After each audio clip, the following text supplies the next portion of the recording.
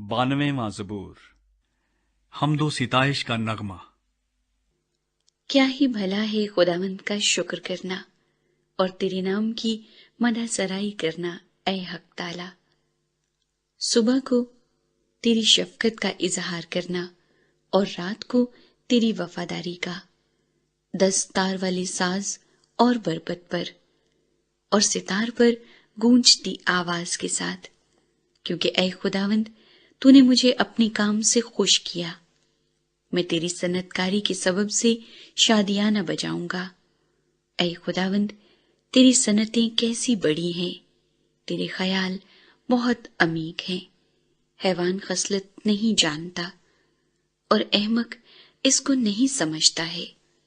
جب شریر گھاس کی طرح اگتے ہیں اور سب بد کردار پھولتے پھلتے ہیں تو یہ اسی لیے ہے کہ وہ ہمیشہ کے لیے فنا ہو، لیکن تو اے خداوند ابدالآباد بلند ہے۔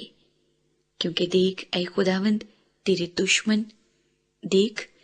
دشمن ہلاک ہو جائیں گے، سب بد کردار پراگندہ کر دیے جائیں گے، لیکن تو نے میرے سینگ کو جنگلی سانڈ کے سینگ کی مانند بلند کیا ہے۔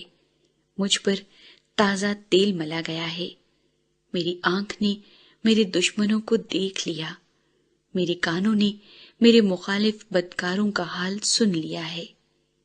صادق کھجور کے درخت کی مانند سرسبز ہوگا، وہ لبنان کے دیودار کی طرح بڑھے گا جو خداوند کے گھر میں لگائے گئے ہیں۔ وہ ہمارے خدا کی بارگاہوں میں سرسبز ہوں گے، وہ بڑھاپے میں بھی برومند ہوں گے، وہ تر و تازہ اور سرسبز رہیں گے، تاکہ واضح کریں کہ خداوند راست ہے، وہی میری چٹان ہے اور اس میں ناراستی نہیں۔